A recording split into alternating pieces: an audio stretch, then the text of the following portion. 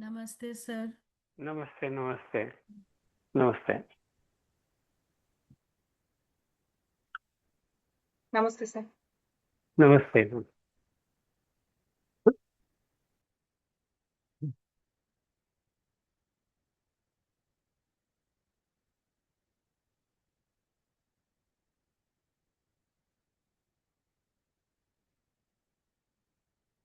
We'll say the prayer. हमें अपने मन को हमेशा संतुलित रखना है। इसी में हमारा आत्म विकास समाया हुआ है।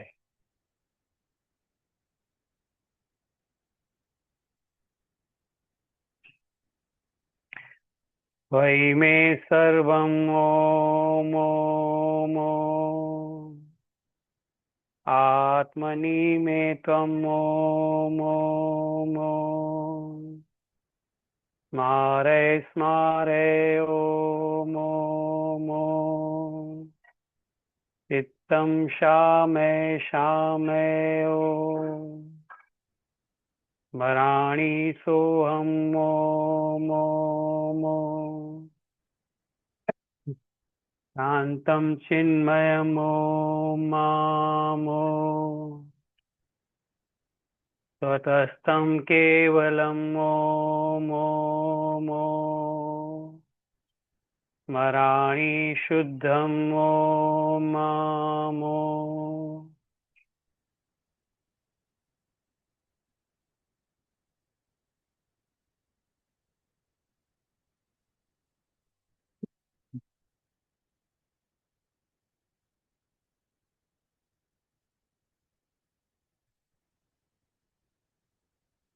Okay. So last time we talked about samadhi, sampragnata samadhi, and I told you that two kinds of samadhi have been talked about in sutras, sampragnat and asampragnat. So these sampragnat and asampragnat can also be understood as sabija samadhi or nirbija samadhi. How they are to be understood as sabija and nirbija? Because we saw that in sampragnat samadhi, grahya, grahana, grahita, out of these three categories, any of the object is selected for concentration. मतलब जो ग्राह्य ग्रहण ग्रहीता के category में जो भी विषय आते हैं उसमें स्थूल वस्तुएं होती हैं, सूक्ष्म वस्तुएं होती हैं, या जो ग्रहण का प्रोसेस है जिसके द्वारा हम ज्ञान प्राप्त करते हैं, या जो ग्रहीता है जो हमारे अंदर जो ग्रहण करता है ज्ञान का। क्योंकि ज्ञान के लिए तो तीन चीजें जरूरी है। जानने योग्य वस्तु होनी चाहिए, जानने का तरीका होना चाहिए, प्रोसेस होना चाहिए, और जानने वाला होना चाहिए। तो जानने वाला जो है वो ग्रहीता है। अब ये ग्रहीता के बारे में हमने देखा कि ये ग्रहीता अहंकार के रूप में रहता है, सेल्फ कॉन्शियसनेस के रूप में रहता है, लेकिन इसके पीछे जो रियल चेतना है वो पुरुष की चेतना है। तो ये हमने पिछले सूत्रों में देखा। अब आज जो हम लोग बात करेंगे वो निर्भीत समाधि और असंप्रज्ञात योग की बात करेंगे। अब फ्रैंकली अगर बात करें तो हमारे पास ऐसा कोई भी यार्डस्टिक नहीं है जिसके द्वारा हम समझ सकें कि निर्भीत समाधि होती कैसे है। क्योंकि अभी कोई भी एक मनोवैज्ञानिक फैक्ट अगर हम लोग देखें तो आपको कोई भी चीज मैं नहीं बताऊं तो कैसे हमारा मन कैसे काम करता है कि जैसे ही किसी चीज को हमने देखा या सुना या जाना तो इमीडिएटली हम उसको पहचानने का प्रयत्न करते हैं कि ये क्या है। और वो पहचानने के लिए हम लोग अपने मन में ऑलरेडी जो संस्कार है, ऑलरेडी जो ज्ञान है, उसमें से हम जानकारी जुटाते हैं, उसको हम लोग रिफर करते हैं। तो कोई भी चीज जब देखते हैं तो हमारे पास उसकी स्मृति रहती है। उस स्मृति को रिफर करके हम वो चीज को जान लेते हैं कि हाँ ये चीज ये है। तो जैसे उदाहरण के तौर पे मैं आपको जैसे अभी ये दिखा रहा हूँ, तो मुझे बोलने की जरूरत नहीं है कि ये क्या है। आपको इमीडिएटली जैसे ही मैंने दिखाया, इंस्टेंटली आपने बोल दिया कि ये क्या है। तो ये कैसे हो रहा है? क्योंकि हम अपने मन में जो स्थित संस्कार है उसमें ये ज्ञान ऑलरेडी है, तो हम उसको रिफर कर रहे हैं। देखो, ये जो बात मैं बोल रहा हूँ ना, ये बहुत महत्वपूर्ण बात है, क्योंकि सीखने के प्रोसेस में इस बात को समझना बहुत जरूरी है। कोई भी चीज, भले हम अभी असंप्रज्ञात योग या निर्बीज की बात कर रहे हैं, लेकिन और भी बहुत सारी चीजें हैं जो सांसारिक लेवल पे, व्यावहारिक लेवल पे हम लोग सीखते हैं। लेकिन हम लोग उसको जो सीख रहे होते हैं, तो एकदम नई चीज जब हमारे सामने आती है, तो उसको भी हम लोग अपने पुराने संस्कारों के आधार पे जज करते हैं और पुराने आधार पे उसको समझने का प्रयत्न करते हैं। तो ये तो जैसे ऑब्जेक्ट है, मैंने घड़ियाल दिखाया, क्लॉक दिखाया, तो आपने समझ लिया। मैं कोई भी ऑब्जेक्ट दिखाऊं, अभी नोटबुक दिखाऊं, तो आप बोलेंगे कि ये नोटबुक है, क्योंकि इसका ज्ञान हमारे पास ऑलरेडी है। लेकिन ये जो निर्बीज समाधि की हम बात कर रहे हैं, इसका तो कोई ज्ञान हमारे पास है ही नहीं, क्योंकि इसका अनुभव तो हमने आज तक किया नहीं है। इसीलिए हम अगर उसको अपने पुराने ज्ञान के आधार पे समझने का प्रयत्न करेंगे, तो थोड़ा सा समझने में दिक्कत आएगी। समझना तो उसी से पढ़ने पड़ेगा, क्योंकि जो नई चीज है जिसका हमारे पास अनुभव नहीं है, उसको अगर हम समझना चाहते हैं, तो एकदम माइंड को ओपन करके समझना पड़ेगा उसको। थोड़ा सा शायद हमको इमेजिनेशन में जाना पड़े, थोड़ा सा अपनी कल्पना शक्ति, थोड़ा अपना बुद्धि का जो तर्क है उसका इस्तेमाल करके हम इसको समझने का प्रयत्न कर सकते हैं। तो इस दृष्टि से ये जो निर्बीज समाधि का अर्थ क्या है कि अब सभी समाधि में, संप्रज्ञात समाधि में कोई ना कोई ऑब्जेक्ट मन में है, क्योंकि हमारा मन एक क्षण भी बिना ऑब्जेक्ट के नहीं रह सकता। बिना वृत्ति के हमारा मन कभी भी नहीं रहता है। हम जो सोते रहते हैं तभी भी वृत्तियां रहती है, पैदा होने से लेकर अभी तक वृत्तियां चली रही हैं। वृत्तियां कभी रुकी नहीं है और कभी रुकती नहीं है। तो उस मन का ये जो प्रकार है, मन का जो ये स्वभाव है, उसके आधार पे योग में उन्होंने ऐसा कहा कि पहले एक वृत्ति को जागृत करके बाकी सभी वृत्तियों को रोका जाए। तो इसीलिए हमने देखा संप्रज्ञात में कोई ना कोई तो आधार मन को मिलता है, चाहे वो स्थूल विषय का आधार हो, जो एक साधारण सी चीज, मतलब एक चांद तारा, पेड़ पौधा, फूल, या एक हमारी फीडिंग बॉडी के अंदर में जो अनुभव आते हैं वो हो सकता है, या कोई भी ऑब्जेक्ट हो सकता है। सूक्ष्म विषय भी हो सकता है, जैसे हमने लास्ट टाइम देखा कि एटॉमिक स्ट्रक्चर की बात करते हैं। और उसके बाद में ग्रहण का प्रोसेस, जिसमें बहुत आनंद है, वो भी आनंद भी एक प्रकार की भावना है। वो भावना भी चित्त का विषय हो सकता है। हम किसी एक भावना पे भी ध्यान केंद्रित कर सकते हैं, जो कि बहुत सूक्ष्म है। स्थूल विषय तो दिखाई देते हैं सेंसेस के द्वारा, लेकिन सूक्ष्म विषय तो हमको दिखाई नहीं देते हैं। उसको तो फीलिंग के द्वारा, अनुभव के द्वारा ही हम थोड़ा बहुत जान सकते हैं। तो इस प्रकार से हम लोग देखते हैं कि आगे जाके फिर ये सूक्ष्म से सूक्ष्म होके ग्रहिता तक पहुंच जाता है। अब ये जो विषय है, ग्राह्य, ग्रहण, ग्रहिता, इसको हम लोग आगे और विस्तार से थोड़ा जब समझ में आने लगेगा, तो आगे के सूत्र आएंगे 41 सूत्र से आगे, तो वहां पे इसको और अच्छे से हम लोग समझ पाएंगे कि हमारे मन में ये कैसे काम करते हैं। तो अभी हमको यही समझना है कि मन को आधार चाहिए, और उस आधार को वृत्ति बना के बाकी सब वृत्तियों का निरोध करते हैं, तो संप्रज्ञात होता है।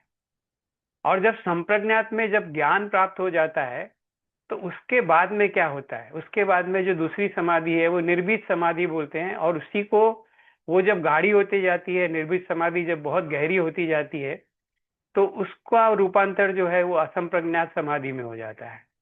तो जैसे मैंने कहा, अभी हम लोगों को अपनी बुद्धि को थोड़ा तीव्र करके उसको समझने का प्रयत्न करना पड़ेगा। तो सूत्र जो है वो मैं सर और एक बार बत, बताएंगे सर, हाँ संप्रगत से कैसे असंप्रगत हो सकता है और एक बार बताएंगे। हाँ, मतलब उसमें निर्बीज हो जाता है, मतलब उसमें चित्त को कोई आलंबन नहीं रहता है। चित्त को कोई आलंबन नहीं रहता है। तो अभी अभी हम लोग इसको देखेंगे, ये समझ में आएगा। अभी हम लोग इसको थोड़ा गहराई में देखते हैं, तो हम लोगों को समझ में आएगा।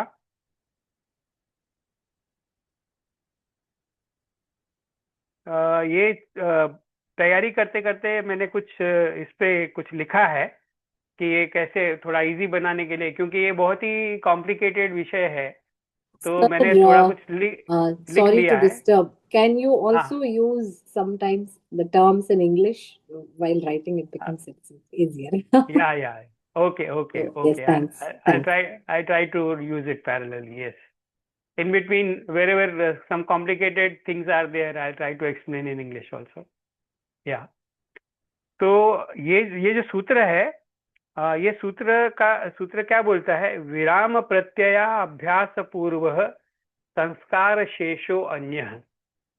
ये संस्कृत में जो सूत्र है, अब उसका हिंदी में अगर अर्थ करेंगे तो विराम, सब प्रकार की वृत्तियों का निरोध होने के कारण पर वैराग्य के अभ्यास द्वारा साध्य जो संस्कार शेष रूप समाधि है वह असंप्रज्ञात है। तो इसका अर्थ क्या हुआ कि जो ज्ञान हम लोगों ने संप्रज्ञात समाधि में प्राप्त किया, वो ज्ञान की निवृत्ति, उस वृत्ति को कंटिन्यूअसली छोड़ते जाना, उसका जब हम अभ्यास करते हैं, तब संप्रज्ञात समाधि, तब क्या होता है कि चित्त का जानना बंद हो जाता है। तो हमारा माइंड जो है, हमारा मन जो है, वो फंक्शन करना बंद करने, जानने की जो प्रक्रिया है वो रुक जाती है, जिसको कहते हैं प्रत्यय या जिसको कहते हैं वृत्ति रुक जाती है। अब वृत्ति रुक जाती है तो मन का क्या होता है? मन में संस्कार तो है, तो संस्कार रहता है। तो जब ऐसी स्थिति आ जाती है मन की कि मन रुक जाता है और केवल संस्कार बाकी रह जाता है, तो ऐसी समाधि को असंप्रज्ञात समाधि या निर्वीत समाधि बोलते हैं। तो ये मैंने जो थोड़ा लिखा है, इसको पहले मैं पढ़ लेता हूँ, समझ में आएगा, उसके बाद में मैं थोड़ा और डिस्क्राइब करूंगा। तो व्हाट इज असंप्रज्ञात समाधि? असंप्रज्ञात समाधि is a step further than the sampragnat samadhi. In sampragnat samadhi we have knowledge, mind is constantly knowing, always some or the other kind of cognition or perception is going on. So now, after having attained the highest kind of sampragnat samadhi, where we have reached the ultimate knowledge, we have reached the pinnacle of knowledge, and this pinnacle of knowledge is known as viveka khyati. It is also known as param prasankhyan. What does it mean? It means that the yogi who is attaining this sampragnat samadhi, now he has acquired the ability to discern, to discriminate between purusha and prakriti, what is material and what is non-material, what is consciousness and what is unconscious dead material, that is prakriti. So prakriti is composed of three gunas. So everything which is composed of three gunas is jada. As against that, there is pure consciousness. So in our ordinary states, these two are getting mixed up. But in sampragnata, one attains the knowledge that purusha is distinct from prakriti. Buddhi, manas, ahankar, body, everything is towards the prakriti part. And only the pure consciousness, only the चेतना, जिसको हम पुरुष कहते हैं, तो पुरुष और प्रकृति के में जो फर्क है, इसको जो जान लेता है, वो संप्रज्ञात समाधि में सक्सेसफुल हो गया। तो संप्रज्ञात समाधि में वो ज्ञान प्राप्त हो गया। अब आगे देखते हैं। तो जो मैंने लिखा था वो पढ़ता हूँ, उससे समझ में आएगा थोड़ा सा। I have tried to make it easy, so that's why I just wrote it down. पिछले सत्र में हमने संप्रज्ञात योग की चर्चा की। संप्रज्ञात योगी की प्राप्ति का अर्थ है कि ग्राह्य ग्रहण ग्रहिता के विषय में जो ज्ञान संभव था या पाया जा सकता था, वह बुद्धि द्वारा पुरुष विषयक जो उच्चतम ज्ञान है, जिसका नाम है विवेक ख्याति, परम प्रसंख्यान, उसको पा लिया गया है। इस दिशा में अब और कोई भी साधना की आवश्यकता नहीं है। साधना या अभ्यास की पराकाष्ठा तक बुद्धि पहुंच गई है और वशीकार संज्ञा वैराग्य प्राप्त हो गया है। तो संप्रज्ञात में आगे साधना, आगे कोई अभ्यास की जरूरत नहीं है, क्योंकि जो ज्ञान प्राप्त करने का था वो ज्ञान, उच्चतम ज्ञान, हाईएस्ट ज्ञान योगी को प्राप्त हो गया है संप्रज्ञात समाधि के द्वारा। थोड़ा विचार करेंगे कि यह कैसी अवस्था होगी। कुछ भी करने के लिए शेष नहीं है, कुछ भी जानने के लिए शेष नहीं है, किसी भी क्रिया के लिए शरीर की आवश्यकता नहीं है, जानने के लिए मन की भी कोई आवश्यकता नहीं है। शरीर और मन दोनों बुद्धि के उपकरण हैं, जिनकी अब कोई आवश्यकता नहीं है। मैंने आपको कहा कि थोड़ा सा हम अपने बुद्धि को एक्सटेंड करेंगे। आप सोच के देखिए, हम लोग अपने जीवन को देखें, हमको हर क्षण कुछ ना कुछ चाहिए, हमको हर क्षण कुछ ना कुछ करना है, कुछ ना कुछ पाना है, कोई क्रिया करनी है, कुछ ज्ञान प्राप्त करना है, कोई स्थिति प्राप्त करनी है, कोई धन प्राप्त करना है, कोई ऑब्जेक्टिव है हमारे सामने। ये 24 घंटा हमारा मन कुछ ना कुछ पाने की दिशा में चलते रहता है। अब आप हम केवल इमेजिन कर सकते हैं, हम इसको केवल कल्पना कर सकते हैं कि कोई व्यक्ति ऐसी इस अवस्था में पहुंच जाए, उसको कुछ भी नहीं चाहिए और उसको जानना भी नहीं है, और कुछ जानना भी नहीं है, उसको कुछ करना भी नहीं है, और उसको अपने शरीर में इंटरेस्ट नहीं है, उसको अपने मन में इंटरेस्ट नहीं है। ये केवल स्थिति हम लोग इमेजिन कर सकते हैं, क्योंकि इसका हमारे पास कोई अनुभव नहीं है, इसीलिए हमारे लिए इसको समझना जरा कठिन है। तो ऐसे व्यक्ति की स्थिति क्या रहेगी? मतलब he is turning away from everything. तो हम लोग अगर इसको हम अपने ऑर्डिनरी दृष्टि से देखेंगे तो हम बोलेंगे ऐसा कैसे हो सकता है, और या तो ऐसा व्यक्ति तो एबनॉर्मल है, ऐसा व्यक्ति तो एकदम से मतलब कई जो समझ नहीं पाएंगे वो बोलेंगे उसका बुद्धि खत्म हो गया है, is gone case, psychological case हो गया, ऐसा वो बोलेंगे कि कुछ भी नहीं चाहिए। लेकिन यही योगी की स्थिति होती है, जब वो उच्चतम ज्ञान प्राप्त हो जाता है तो उसको किसी भी चीज में इंटरेस्ट नहीं रहता है। अब इस अवस्था में आगे क्या हो सकता है? ऐसी चित्त बुद्धि या असीमित काल तक इस अवस्था में रह सकता है या इसके आगे की स्थिति में जा सकता है। इस स्थिति से आगे है असंप्रज्ञात। एक वृत्ति को ध्यान में रखकर अन्य वृत्तियों को निरोध करके उत्तरोत्तर अवस्थाओं को पार करके योगी संप्रज्ञात योग में स्थित होता है। संप्रज्ञात में केवल विवेक ख्याति ही की वृत्ति उदित रहती है, अन्य वृत्तियों का निरोध हो जाता है। तो ये व्यक्ति को कुछ भी नहीं चाहिए, वो कुछ भी नहीं करना चाहता है, लेकिन मन में क्या है? मन में एक ही वृत्ति है, वो विवेक की व्यक्ति है, जिसमें उसको पुरुष और प्रकृति का फर्क मालूम पड़ रहा है। इस ज्ञान में वो एकदम से एस्टैब्लिश हो गया है, तो मन में उसके एक ही वृत्ति चल रही है। अब ये मतलब सोचने की बात है, वापस थोड़ा सा मतलब योग की जो पोजीशन है, हम लोग भारतीय लोग हैं, हम लोगों ने सुना है योग के बारे में, योगियों के बारे में। हमारे सभी के मन में कभी कभी तो हम लोगों ने अपने पुरखों से भी, अपने पूर्वजों से, अपने दादा दादी नाना नानी से भी हम लोग योगियों की बात सुनते हैं। तो भारतीय मानस में तो योगियों के प्रति बहुत सारा कौतूहल है, बहुत सारा मतलब एक प्रकार का जो आश्चर्यजनक बातें हैं उसके बारे में सुनते हैं, तो उनमें असीमित शक्ति होती है। तो ये जो विवेक ख्याति की स्थिति है, ये ऐसी स्थिति है जिसमें योगी को अब कुछ भी कर सकता है, कुछ भी कर सकता है, जो वो पाना चाहे वो पा सकता है। वो मटेरियल पोजीशन हो, चाहे और भी कोई स्पिरिचुअल, और भी कोई मतलब भावनात्मक कोई सेटिस्फेक्शन, उसको वो कुछ भी पा सकता है। ऐसी स्थिति मतलब उसकी आ जाती है, लेकिन फिर भी वो किसी भी चीज में इंटरेस्ट नहीं है। शक्ति और सामर्थ्य होते हुए भी किसी में इंटरेस्ट नहीं है। क्यों?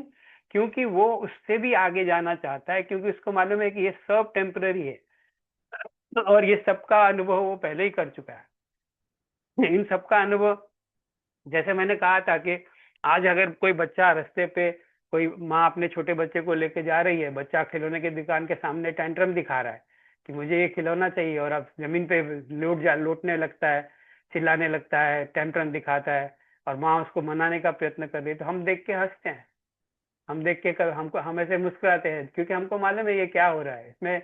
हम सिर्फ, हमको ये दिखाई देता है, कभी हमने भी ऐसा किया रहेगा अपने माँ बाप के साथ में, लेकिन आज हम लोग बड़े हो गए तो हम उस बात पे हंस सकते हैं, क्योंकि हमको उसमें कोई तथ्य नजर नहीं आता है, या कोई मीनिंग नजर नहीं आती है कि ये सब ठीक है, it's a part of growing process, ऐसा हम बोल के छोड़ देते हैं।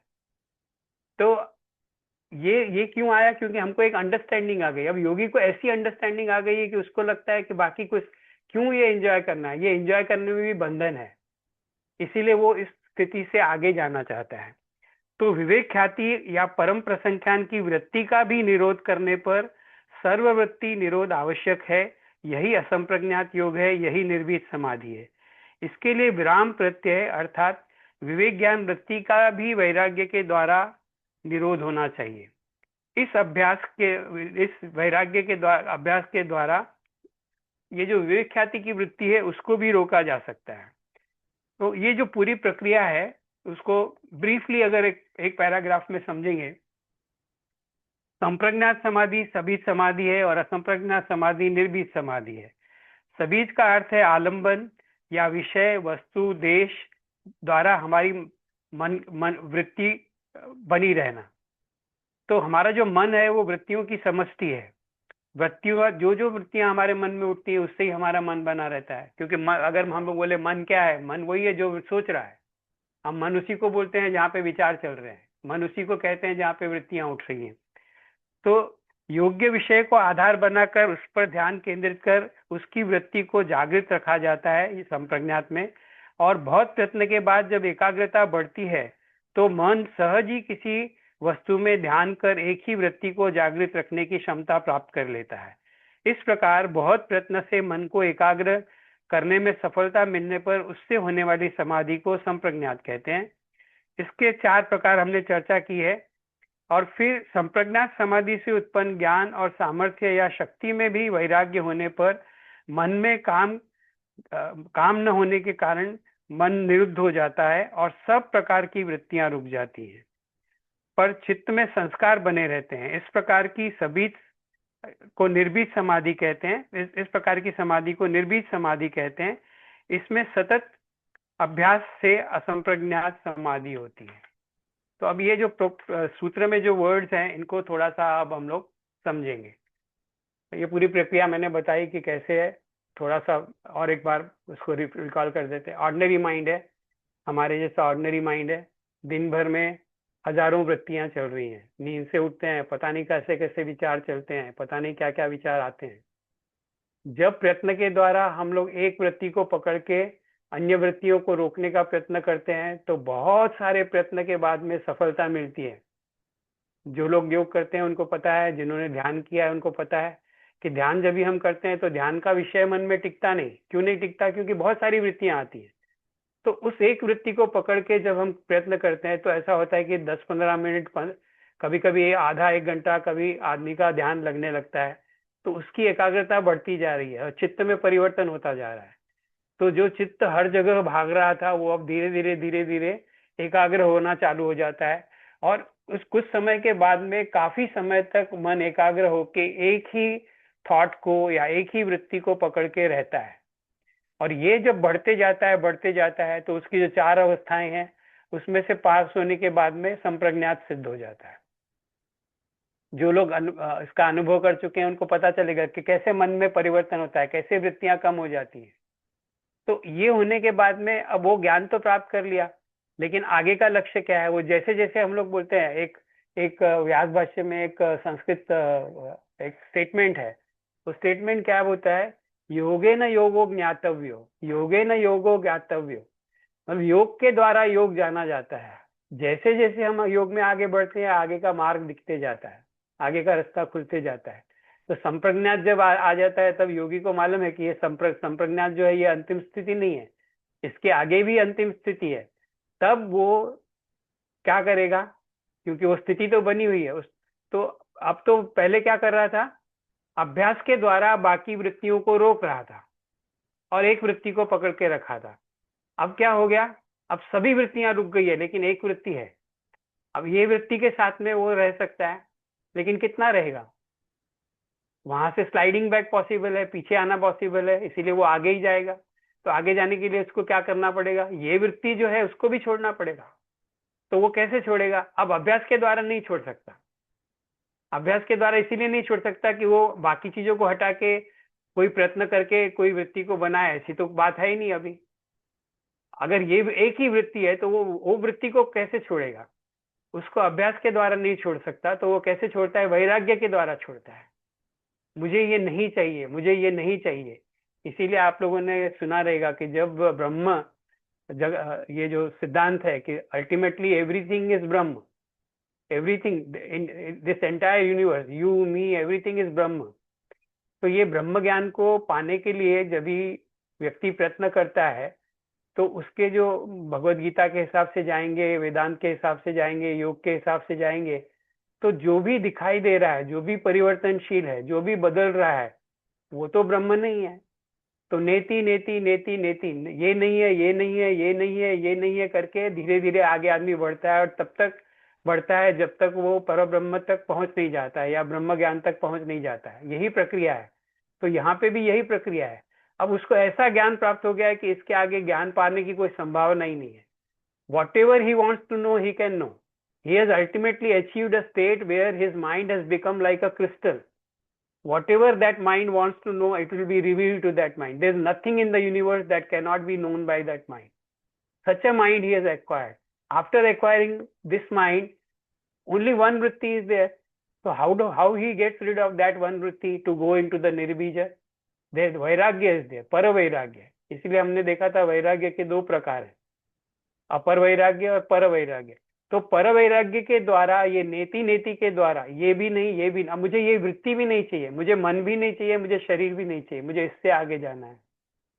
अब ये स्थिति को आप और मैं कैसे समझें, इसको तो हम लोग इमेज ही नहीं कर सकते हैं. इसको हम लोग केवल बौद्धिक स्तर पर ही इसको हम समझ सकते हैं, क्योंकि योग यहाँ पे ऐसे अनुभव की बात कर रहा है जो हमारे पास है नहीं, लेकिन जो हम लोगों के लिए मार्गदर्शन बन रहा है.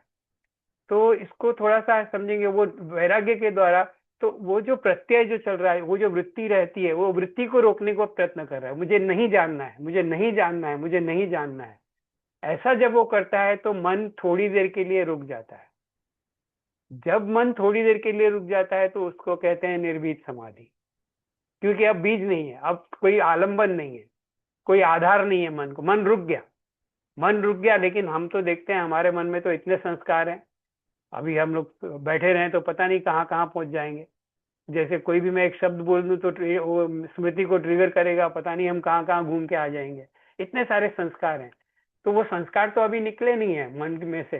तो वृत्ति तो रुक गई, लेकिन संस्कार है. इसीलिए इसको संप्रज्ञात असंप्रज्ञात की डेफिनेशन उन्होंने कैसे दी है कि विराम प्रत्यय अभ्यास पूर्व संस्कार शेषो अन्य. वृत्तियों का तो विराम हो जाता है, वृत्तियां तो रुक जाती हैं, लेकिन संस्कार शेष रह जाते हैं. तो ऐसे चित्त में जो समाधि हो रही है उसको कहते हैं असंप्रज्ञात समाधि. तो ये असंप्रज्ञात समाधि मतलब इसको चित्त वृत्ति निरोध हम लोगों ने देखा दूसरे सूत्र में, योगश चित्त वृत्ति निरोध. तो यहाँ पे ये वृत्ति निरोध हो गया. इसी को असंप्रज्ञात योग को ही चित्त वृत्ति निरोध कहते हैं. योग की उच्चतम अवस्था है. तो यहाँ पे उन्होंने ये डिस्क्राइब कर दिया. और उसका जो साधन है वो वैराग्य ही है. वैराग्य के द्वारा ही इसको कंट्रोल किया जा सकता है.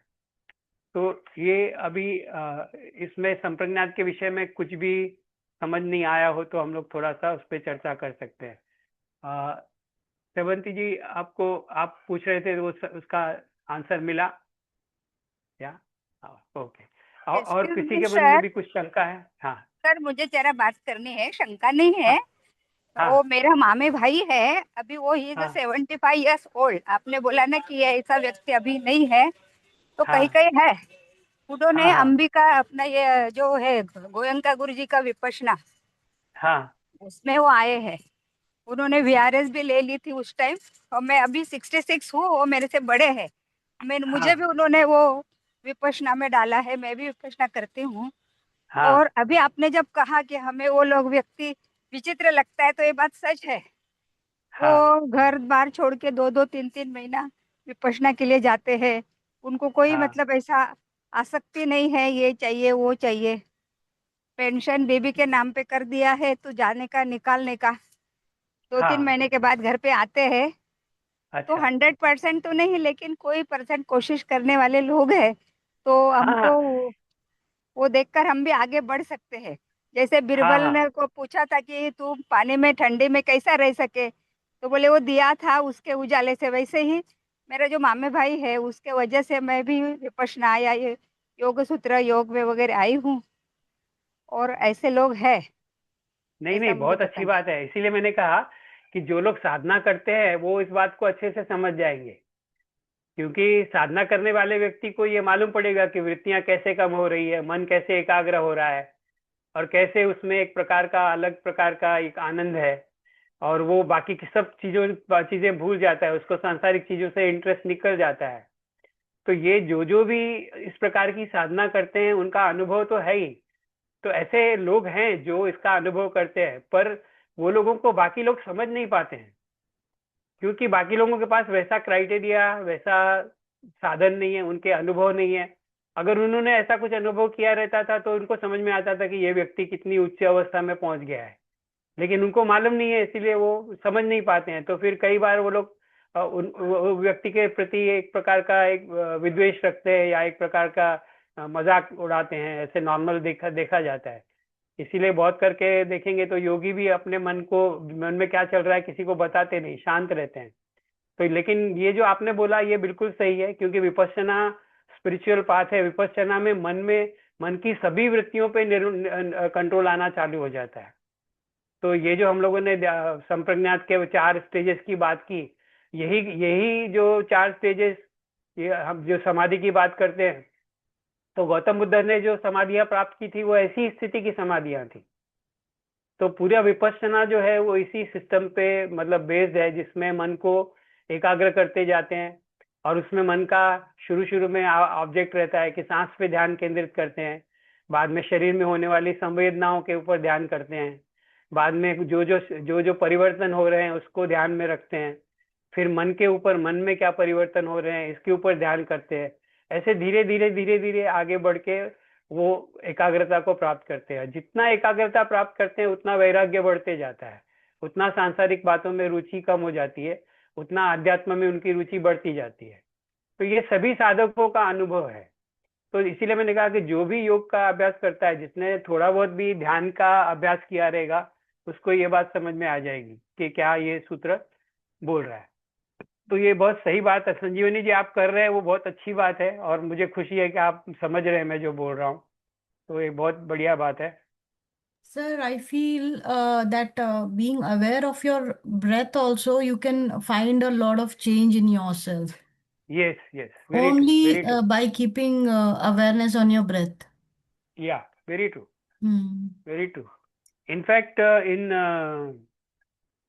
ये जो अभी बात कर रहे थे विपश्यना में, तो सांस का बहुत ज्यादा महत्व है। तो सांस के ऊपर जो उनका एक ग्रंथ है और उनका ये जो पूरा जो विपश्यना जो मेडिटेशन है, ये सत्तिपट्ठान, ये ग्रंथ के ऊपर, ये मेथड के ऊपर तो बुद्धिक राइटिंग है सत्तिपट्ठान, महासत्तिपट्ठान। उसमें पूरी प्रक्रिया दी गई है कि कैसे स्थूल से लेके सूक्ष्म विषय तक जाते हैं। अभी हम लोगों ने संप्रज्ञात में भी देखा कैसे स्थूल से सूक्ष्म में जा रहे हैं। ग्रॉस स्थूल विषय है, उसमें से सूक्ष्म विषय में गए, सूक्ष्म विषय से हम लोग ग्रहण में गए, ग्रहण से हम ग्रहिता में गए। इस प्रकार से जितना सूक्ष्म होते जाता है उतना हमारे मन की एकाग्रता बढ़ती जाती है। तो यही बात यहाँ पे इन्होंने संप्रज्ञात और असंप्रज्ञात में कही है। अब ये जो निरोध चित्त है, इसको हम लोग, ये हमारे पास कोई क्राइटेरिया नहीं है, तो इसको हम लोग कैसे समझ सकते हैं? तो इसको समझने के लिए मैं एक छोटा सा उदाहरण देता हूँ। आप लोगों ने पुराने जो पहले टेप रिकॉर्डर आते थे वो देखे थे? आपको सभी को याद है टेप रिकॉर्डर? तो टेप रिकॉर्डर कैसे काम करता था? अगर वो टेप रिकॉर्डर के फंक्शनिंग को हम समझ जाएंगे तो हम अपने मन को भी समझ जाएंगे। टेप रिकॉर्डर का उदाहरण मैं इसीलिए दे रहा हूँ क्योंकि टेप रिकॉर्डर में रिकॉर्ड और प्ले बटन को दबा के हम कुछ भी बोलेंगे तो वो रिकॉर्ड होते जाता था, जो कुछ भी। और सिर्फ हमने, बाजू में कार गुजर रही है तो वो भी रिकॉर्ड होएगा, कोई प्लेन जा रहा है वो भी आवाज रिकॉर्ड होएगा, जो भी आवाजें आजू बाजू है वो रिकॉर्ड होती जाती है। हमारा मन क्या करता है? वही करता है, जो भी सामने दिखाई देता है, जो भी, अब केवल आवाज नहीं, मन तो सभी चीजें जो दिखाई देता है, जो सुनाई देता है और जो मन अंदर अनुभव करता है, वो सभी की सभी चीजें रिकॉर्ड हो रही है, संस्कार बन रहे हैं। ये बात, ये अगर हम समझ लेंगे तो हम इस प्रक्रिया को समझ लेंगे तो योग का पूरा अर्थ हमको समझ में आ जाएगा। हमारा मन ग्रहण करते जाता है, सुबह से लेके शाम तक ज्ञान की वृत्तियां चलती रहती है। आज सुबह से आप नींद से उठे हैं, हम लोग तब से क्या कर रहे हैं? जान ही रहे, वृत्तियां चल ही रही है। जो कुछ भी आज हुआ है वो सब का सब रिकॉर्ड हो गया है और वो रिकॉर्ड कहीं जाने वाला नहीं है, वो संस्कार के रूप में हमारे मन में अभी आज। इसीलिए अगर मैं आपको पूछूं कि सुबह 10 बजे क्या किया, आप इमीडिएटली बोलेंगे 10 बजे मैं इधर थी, यहाँ ये किया, 12 बजे क्या, 12:30 बजे क्या किया, खाना खाया। ये सब रिकॉर्डेड है, इसीलिए हमको याद आएगा, संस्कार क्योंकि बन गया है। अब ये संप्रज्ञात जो प्रोसेस है वो भी रिकॉर्डिंग हो रहा है, लेकिन अब संप्रज्ञात में क्या हो रहा है, एक ही आवाज का रिकॉर्ड हो रहा है, बाकी सब आवाज दबते जा रहे हैं, बाकी सब आवाज रुकते जा रहे हैं।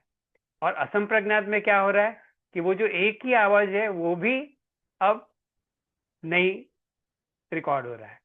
तो कैसे, अब हम लोग, हमारे पास टेप है, उसमें गाने रिकॉर्डेड है, तो एग्जाम्पल के लिए हमारे पास कोई गायिका के गाने हैं, लेकिन हमारा फेवरेट सिंगर कोई दूसरा है, तो हम क्या करेंगे, वो फेवरेट सिंगर का अगर गाने रिकॉर्ड करना है तो हम क्या करेंगे, वो उसका गाने लगा चालू करके और प्ले और रिकॉर्ड बटन दबा देंगे।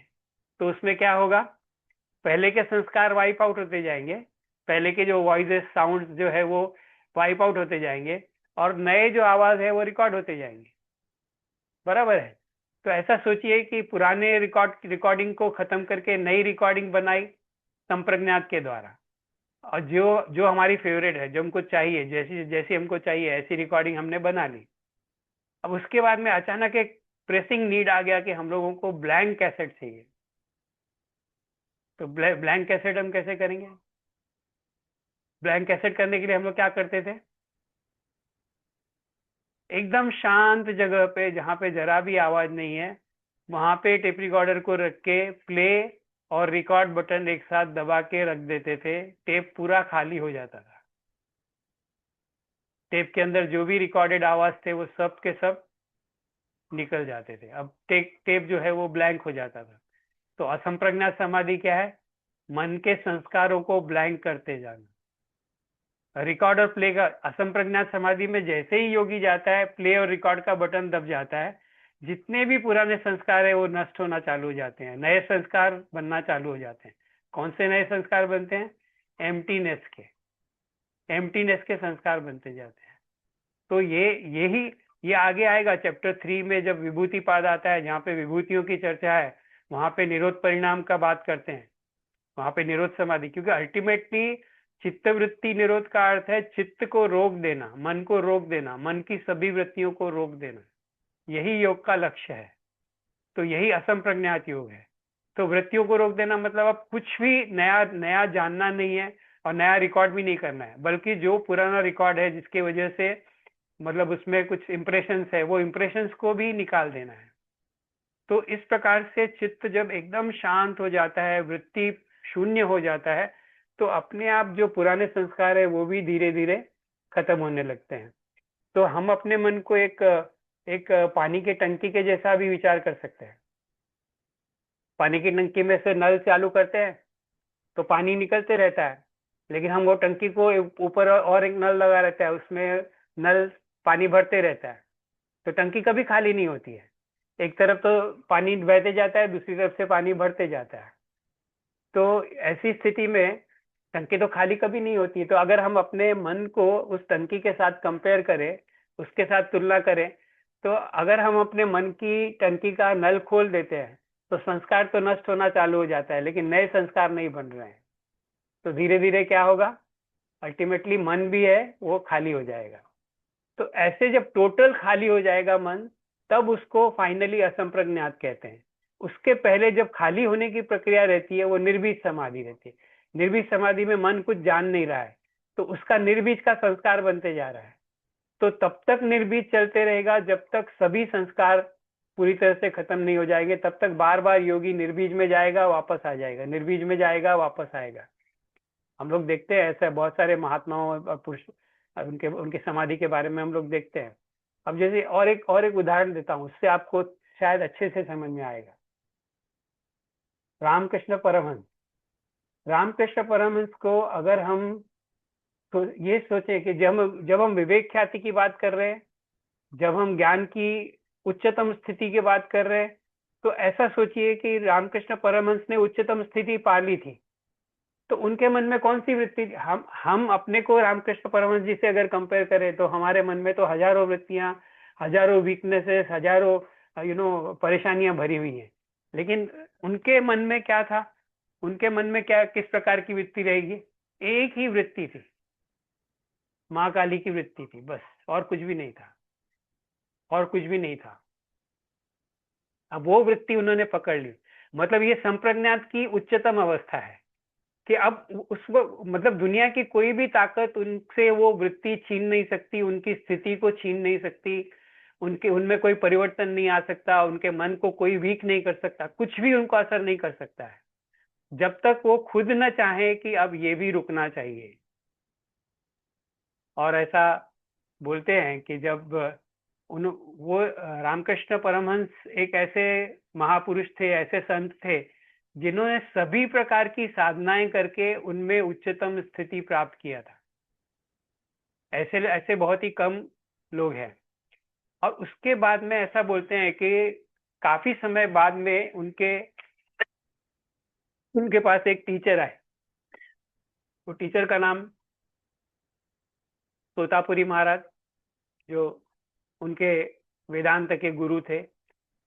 तो उन्होंने रामकृष्ण जी को कहा कि आपने जो है ये द्वैत भाव तो है ही आपके अंदर, संप्रज्ञात में द्वैत भाव है, मैं और मेरा ज्ञान,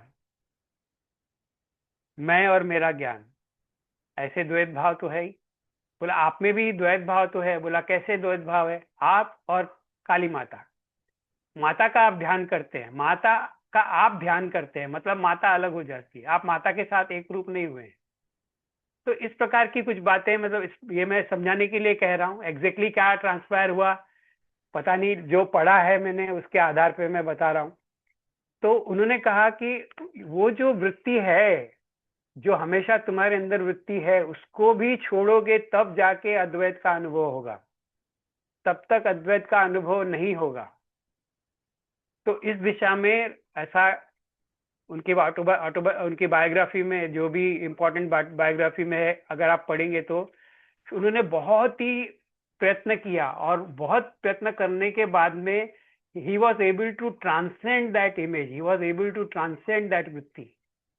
और जब उन्होंने वो ट्रांसेंड किया, जब उससे वो निकल गए, तब उनको असंप्रज्ञात, या जिसको वेदांत की भाषा में निर्विकल्प समाधि बोलते हैं, उनको वो सिद्ध हुई। वहां पे कोई विकल्प नहीं, वहां पे कोई ज्ञान नहीं। तो ये थोड़ा हम लोग थियोरिटिकल है। अब ये जो भी बातें मैं बोल रहा हूँ ना, ये सब थियोरिटिकल है, ये सब बौद्धिक स्तर की बातें हैं, अनुभव पे आधारित बातें नहीं है, क्योंकि हमारे पास इस प्रकार का अनुभव नहीं है, इसीलिए हम इसको बौद्धिक स्तर पर ही समझ सकते हैं। तो इस प्रकार से जब ज्ञान प्राप्त हो जाता है तो सर, जब निर्विकल्प समाधि होता है तो हाँ। उसी टाइम एक्चुअली इस निर्विकल्प समाधि में हम लोगों का कुछ सोच भी नहीं रहेगा, कुछ भी नहीं रहेगा, ऐसे कुछ भी नहीं कुछ भी नहीं रहेगा।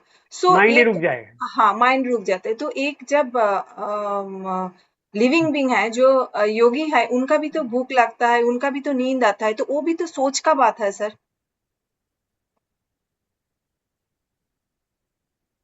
तो उन लोगों का भूख प्यास भी चले जाता है क्या उसी टाइम? हाँ, भूख प्यास, शरीर की सब क्रियाएं सब रुद्ध हो जाती है, सब रुद्ध हो जाता है। शरीर तो सब रुद्ध हो जाती है, सब, मतलब उसका, उनकी सोचने के जो इवन सांस लेने की गति, शरीर की क्रियाएं सब रुक जाती है। क्योंकि अगर शरीर की क्रियाएं चल रही है तो फिर वो, मतलब हाँ, तो वृत्ति तो चलेगा ही था सब। हाँ, तो मतलब केवल जो एक बोलते हैं, जैसे हम उल्लेख देखते हैं हम लोग, जिनको कुंडली जागृत होती है, तो पूरा शरीर जो है वो पैरों से लेके पूरा ठंडा होते जाता है, सब शरीर की सब क्रियाएं बंद होती जाती हैं, और केवल थोड़ा एक हायर लेवल पे, जिसको बोलते हैं सहस्रार चक्र पे, वो स्थित होता है। ऐसा कुंडलिनी के इसमें उल्लेख आता है। उससे हम लोग ये समझ सकते हैं कि जब असंप्रज्ञात समाधि या निर्भीक समाधि होती है तो अहम भाव भी चले जाता है, मैं हूं ये भी नहीं, बोध नहीं रहता है। तो शरीर की जो प्रक्रिया है वो तो बोध के द्वारा चलती है, मैं के बोध के द्वारा चलती है। अब इसको थोड़ा अगर समझें, अभी हम लोग बात कर रहे हैं, हमारा तो ध्यान अभी शरीर पर नहीं है, लेकिन हमारे अंदर जो अस्मिता चेतना है, हमारा जो अहंकार है, हमारा जो सेल्फ कॉन्शियसनेस है, वो पूरे शरीर को चला रहा है। अभी हम लोग बैठे हुए हैं, बात कर रहे हैं, तो हृदय का स्पंदन चल रहा है, अगर हमने कुछ थोड़ी देर पहले खाया पिया है तो डाइजेशन चल रहा है, रक्त का प्रवाह चल रहा है, ब्लड प्रेशर नीचे ऊपर हो रहा है, मन की प्रक्रियाएं चल रही है। और अगर बैठे बैठे थक गए या बैठे बैठे दुख रहा है तो ब्रेन को सिग्नल जा रहे हैं बॉडी से, तो ये सब प्रक्रिया चल रही हैं। इसके पीछे कहीं ना कहीं जो अहम भाव है वो जागृत है, क्योंकि हमारा मन भी जागृत है। लेकिन जब मन ही रुक जाएगा तो अहम भाव मैं जो भाव है वो भी रुक जाता है। तो टेक्निकली ऐसा बोलते हैं कि उस वक्त पे शरीर की सभी प्रक्रियाएं रुक जाती है, लेकिन ऐसा मतलब ये नहीं है कि शरीर डेड हो जाता है। हाँ तो वही। मिनिमम, हाँ, शरीर डेड नहीं होता है, क्योंकि निर्बीज में जाने के बाद में थोड़ी देर के बाद में जो संस्कार काम करते हैं, जो डिस्टर्बेंस के संस्कार या जो असंप्रज्ञात के संस्कार काम करते हैं, उसकी वजह से वापस आदमी ज्ञान अवस्था में आ जाता है, So वापस it's not सामान्य हो जाता है। permanent, sir. It's not permanent. हाँ, इट इज नॉट परमानेंट। तो इसके दो प्रकार है, इम्परमानेंट और इम्परमानेंट। परमानेंट तभी होगा जब भी व्यक्ति अगर सोचे कि नहीं बस हो गया, अभी मैं जा रहा हूँ, finally I am taking the final plunge, तो फिर वो कभी वापस नहीं आएगा। लेकिन So वो is स्थिति, kind of death, sir. then the body will be gone, then the person is liberated, then the Okay. person is but never to come back। इसी को मोक्ष कहते हैं। ये जो परमानेंटली जाना है, इसी को मोक्ष, कैवल्य, मुक्ति या यही जो लिबरेशन हम बोलते हैं यही है।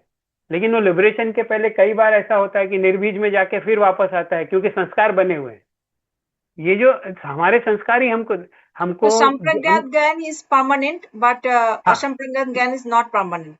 नहीं, असंप्रज्ञात परमानेंट है। उसमें असंप्रज्ञात में जो पहले की स्टेज है, निर्बीज में जाके वापस आना, Okay. वो परमानेंट नहीं है, वो परमानेंट नहीं है। Okay. हाँ हाँ। और मतलब ये बहुत प्रैक्टिकल बात है। हम अगर थोड़ा सा विचार करके देखें, हमारे जीवन में जो भी अनुभव हो रहे हैं, देखिए बहुत इंपॉर्टेंट बात है, हमारे जीवन में जो कुछ भी आज हो रहा है, हमारी जो परेशानियां हैं, हमारी जो स्ट्रेंथ है, हमारे जो एडवांटेजेस है, हमारे जो डिसएडवांटेजेस है, इनके पीछे हमारी वृत्तियों का काम है। जैसी हमारी वृत्तियां हैं वैसे हम लोगों ने अपनी परिस्थितियों को ढाल लिया है। किसी व्यक्ति को म्यूजिक में इंटरेस्ट है तो उसने एक ऐसा विश्व बना लिया है कि जहाँ पे वो म्यूजिक की साधना कर रहा है। किसी व्यक्ति को पढ़ने में इंटरेस्ट है तो उसके दोस्त भी पढ़ने में इंटरेस्ट वाले, उसके परिवार वाले, उसके घर वाले उसमें सपोर्ट करते हैं, और उसने ऐसा विश्व बना लिया है जिसमें वो पढ़ने की प्रक्रिया चालू रखता है। कोई आदमी डांस में इंटरेस्ट है तो उसने अपनी ऐसी परिस्थितियां बनाई है जिसमें वो डांस की इच्छा को पूरा कर सके। तो हम लोग देख रहे हैं कितने विचित्र प्रकार से लोग जीवन जी रहे हैं, और उन्होंने अपनी अपनी परिस्थितियों का अपना एक विश्व ये वृत्तियों के द्वारा निर्माण किया है। हमारी जो इच्छाएं हैं उसके अनुसार हम लोग ये करते हैं। कभी कभी मैं जोकिंगली बोलता हूँ, थोड़ा मतलब लाइटर साइड पे, हम लोग बहुत सीरियस बातें कर रहे हैं लेकिन थोड़ा सा एक जोकिंग साइड में, कभी आपने देखा है, कभी ऑब्जर्व कीजिएगा, कोई बड़ी पार्टी हो रही है जिसमें शराब वगैरह सर्व करते हैं, तो कोई नया व्यक्ति है जो शराब पीता है, वो अगर वो पार्टी में आएगा तो पहले तो इधर उधर देखते रहेगा, थोड़ी देर के बाद में आप देखेंगे कि वो अपना उसने ग्रुप में पीने को बैठ जाता है। वो ढूंढ लेता है कि कौन पीने वाले हैं, कौन पीने वाले नहीं है। उसकी अपनी वासना के अनुसार वो अपनी पार्टी में एंजॉय करने की परिस्थिति बना लेता है। और कोई व्यक्ति जिसको इसमें किसी भी चीज में इंटरेस्ट नहीं है, वो एक कोने में खड़ा रहेगा, वो ज्यादा एंजॉय भी नहीं कर पाता है। तो कोई ऐसा व्यक्ति मिल जाए जो उस प्रकार के उसकी लाइकिंग के अनुसार बात करे तो वो उसके साथ जुड़ जाता है। तो ये हम ये छोटी छोटी चीजों में हम लोग देख सकते हैं हम कैसे अपनी परिस्थितियों का निर्माण कर रहे हैं। अगर मुझे योग में इंटरेस्ट है तो मैं कैसे भी करके ऐसी परिस्थितियां बनाऊंगा जिसमें मैं योग का अभ्यास कर सकूं। अगर मुझे खेलने में रुचि है तो मैं ऐसी परिस्थितियां बनाऊंगा या ऐसी परिस्थितियों में जाना चाहूंगा जिसमें मैं खेल की रुचि को उजागर कर सकूं। तो हर व्यक्ति अपने वृत्तियों के अनुसार चल रहा है।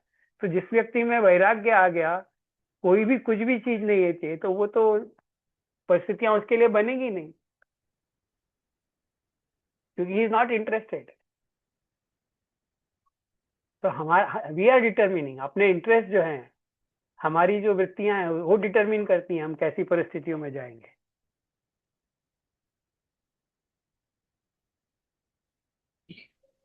Sir, Asampragnat Samadhi is permanent, right? So it can't be that because sanskars, everything disappear in that Asampragnat. So there's no irreversibility there, right? Yeah, it depends entirely on yogi's will. Achha. When he attains Nirbija Samadhi, the mind stops. but sanskaras are there. Huh. So as long as the sanskaras are there, he will keep coming back. He will keep coming back till he has exhausted all the sanskaras. After exhausting out all the sanskaras, he will go into a Jivan Mukta state. It will be a Jivan Mukta state. If he wishes to continue for doing good for others, that is in the form of, they say that is the exception. So he can continue to exist without taking final plunge. जैसे कि Buddhism में अभी वो संजीवनी Ben ने बात किया Buddhism Buddha का, तो बुद्धा एक स्कूल है बुद्धिज्म का जिसको कहते हैं प्योर लैंड मेडिटेशन मेथड। तो वहां पे क्या होता है, निर्वाण की स्थिति आ गई है, बुद्धा कैन अटेन निर्वाण, ही हैज बिकम बुद्धा। आप ये प्रैक्टिकल चीज है, देखिए बुद्धा ने कौन सी एज में बुद्धत्व प्राप्त किया था? He lived up to 80 years, 31 और 33 years में उनको बुद्धत्व मिल गया। तो उसके बाद में नियरली 48 years 47 years ही लिव्ड। तो उनको तो बुद्धत्व मिल गया था, वो चाहते थे तो उसी वक्त निर्माण में चले जाते थे। But he That was continued. asampragnat samadhi, right? हाँ, it was Buddha- asampragnat. Yeah, it was asampragnat. So, but then finally when he attained nirvana, that is the final plunge. That is never to come back. तो जीवन मुक्त अवस्था उसको बोलते हैं। So 48 years or whatever, that much time it took to remove the sanskaras, exist पहले वाले birth के संस्कार and all. हाँ, ऐसा ही बोल सकता है, क्योंकि तब तक शरीर के संस्कार उनको शरीर को जीवित रखे हुए थे। And to keep the शरीर alive, जीवित रखने के लिए उसके लिए खाना पीना वगैरह तो होगा ही ना सर? होगा ही, That's वो a तो- regular life then, yeah. Yeah, that is a regular life. Sir, then what is the difference between Dharmamegh Samadhi? धर्म में एक समाधि इस जीवन मुक्त अवस्था, बट उसमें धर्म में समाधि इसको क्यों बोलते हैं कि वो व्यक्ति के आजू बाजू जो भी होगा वो अच्छा ही होगा। Only right things will happen. उस व्यक्ति के आसपास only good things will happen, और ओनली मतलब जिसको धर्म के आधार पे, धर्म मतलब जो right things, virtuous things will happen. तो व्यक्ति जहाँ पे भी रहेगा वहां सब हरा भरा हो जाएगा, सब भला होते रहेगा, सबका भला होते रहेगा। इसीलिए So that means his वाक्य, presence only will keep his surrounding yeah, in a blissful even if he is state. not wishing, his mere presence will do lot of good to the society, to the people, to the world. Right, sir. That is dharma में।